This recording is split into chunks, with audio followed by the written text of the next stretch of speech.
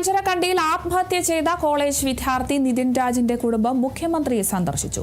പുതിയ അന്വേഷണ സംഘത്തെ നിയോഗിക്കണമെന്നാവശ്യപ്പെട്ട് കുടുംബം മുഖ്യമന്ത്രിക്ക് നിവേദനം നൽകി. 95 ദിവസമായി നിതിൻ രാജ് മരിച്ചിട്ട് ഇതുവരെയും മകന് നീതി ലഭിച്ചിട്ടില്ലെന്ന് നിതിന്റെ അമ്മ പറഞ്ഞു. പ്രതികളെ സഹായിക്കുന്ന നടപടിയാണ് പോലീസിന്റെ ഭാഗത്തു നിന്നും ഉണ്ടായതെന്ന് നിതിൻ രാജിന്റെ പിതാവ് പറഞ്ഞു. കൊടിക്കുന്നിൽ സുരേഷ് MP, സണ്ണി M കാപ്പിക്കാട് എന്നിവരും കുടുംബത്തിനൊപ്പം ഉണ്ടായിരുന്നു.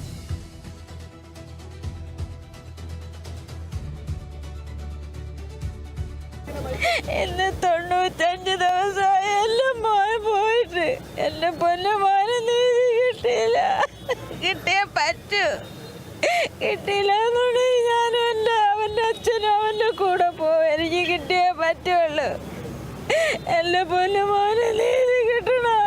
എന്റെ മോനെ ഞാൻ പഠിക്കാനാണ് വിട്ടത്. എന്നെ കൊല്ലാനല്ല എന്റെ മോനെ വിട്ടത്. കണ്ണൂരിൽ നിന്ന് ഈ കേസ് അന്വേഷണം അട്ടിമറിച്ചുകൊണ്ടാണ് അവർ തുടങ്ങിയത്. കമ്മീഷണറുടെ ACPയുടെയൊക്കെ നേതൃത്വത്തിൽ അന്വേഷണം അതിക്രൂരമായി തന്നെ അട്ടിമറിച്ചു. ആ പ്രിൻസിപ്പലിൻ്റെ റൂമിൽ ഇൻസിഡൻറ്റ് നടന്ന 5 അധ്യാപകരും പ്രതികളാണ്. അന്ന് തൊട്ടേ ഞങ്ങൾ എല്ലായിടത്തും പറഞ്ഞതാണ്, പരാതികൾ എല്ലായിടത്തും കൊടുത്തതാണ്. പക്ഷേ അവർ അതെല്ലാം മുക്കി. അഞ്ചരക്കണ്ടിയിലെ ഈ സംഭവവുമായി ബന്ധപ്പെട്ട നിതിൻ രാജിൻ്റെ മരണവുമായി ബന്ധപ്പെട്ട അതിൻ്റെ 1-ാം പ്രതി റാമിന് സുപ്രീം കോടതി പോലും ജാമ്യം നിഷേധിച്ച സാഹചര്യത്തിൽ അദ്ദേഹത്തെ ഇതുവരെയും അറസ്റ്റ് ചെയ്തിട്ടില്ല, കീഴടങ്ങിയിട്ടുമില്ല. അപ്പോൾ അവർക്ക് നീതി ലഭിച്ചില്ല എന്നുള്ള ഉത്തമമായ ബോധ്യമാണ് കുടുംബത്തിനുള്ളത്. അതിൻ്റെ അടിസ്ഥാനത്തിലാണ് അവരിന്ന് മുഖ്യമന്ത്രിയും ആഭ്യന്തരമന്ത്രിയെയും കാണാൻ എത്തിച്ചേർന്നത്. പക്ഷേ മുഖ്യമന്ത്രിയെ കണ്ടു. മുഖ്യമന്ത്രി വളരെ അനുകൂലമായിട്ടാണ് സംസാരിച്ചത്.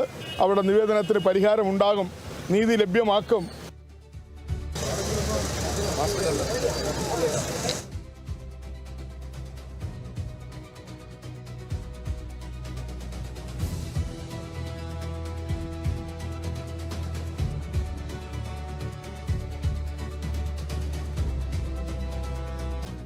തൃശൂർ എരുമപ്പെട്ടിയിൽ തനിച്ച് താമസിക്കുന്ന വയോധികയുടെ സ്വർണ്ണമാല കവർന്നു. കരിയന്നൂർ അണ്ടേക്കാട് പീടികയിൽ 80 വയസ്സുള്ള ബീവാത്തുവിന്റെ 3 പവൻ തൂക്കം വരുന്ന മാലയാണ് യുവാവ് കവർന്നത്.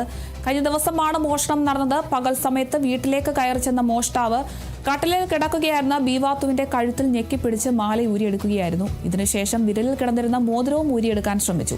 പിടിവലിയിൽ മോഷ്ടാവ് ബീവാത്തുവിന്റെ കൈ പിടിച്ച് തിരിച്ചതിനെ തുടർന്ന് വിരലുകൾക്ക് പരിക്ക് പറ്റിയിട്ടുണ്ട്. മകൻ മരിച്ചതിനു ശേഷം ഇവർ തനിച്ചാണ് വീട്ടിൽ താമസിക്കുന്നത്. മാല ഊരിയെടുത്തതിന് മോഷ്ടാവ് വാതിൽ പുറമേ നിന്ന് കുറ്റിയിട്ട് കടന്നു കളയുകയായിരുന്നു. എരുമപ്പെട്ടി പോലീസ് കേസെടുത്ത് അന്വേഷണം ആരംഭിച്ചു. തൃശൂരിൽ നിന്നും വിരലടയാള വിദഗ്ധരെത്തി തെളിവുകൾ ശേഖരിച്ചു. പ്രദേശത്തെ വീടുകളിലും നിരീക്ഷണ ക്യാമറ ദൃശ്യങ്ങൾ പോലീസ് പരിശോധിച്ചു വരുന്നു.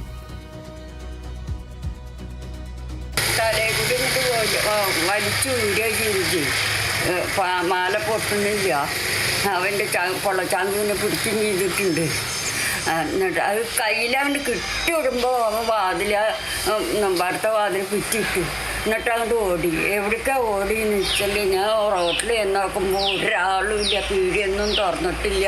ഒരു റോട്ടിലൊന്നും ഒരൊറ്റ ആളുണ്ടായിരുന്നില്ല ആ സമയത്ത്.